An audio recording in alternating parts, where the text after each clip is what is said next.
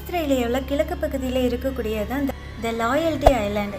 இங்கே இருக்கிற பெரிய மிஸ்ட்ரியே தெற்கு பசிபிக் பெருங்கடலில் அடிக்கடி நீர் சுழல் ஏற்படுமா. அப்படி உருவான நீர் சுழலில் ஒரு தீவே காணாமல் போயிடுச்சான். நீர் சுழலில் தீவு எப்படி காணாமல் போகும்னு சொல்லி பயங்கரமாக ஆராய்ச்சி பண்ணி பார்த்துருக்காங்க. அப்போது எல்லாத்துக்கும் பெரிய அதிர்ச்சி தர மாதிரி பழைய மேப்பில் அந்த இடத்துல தீவு இருந்ததுக்கான அடையாளம் இருந்திருக்கு. ஆனால் இப்போ இருக்கிற மேப்பில் அந்த தீவை காணாமா.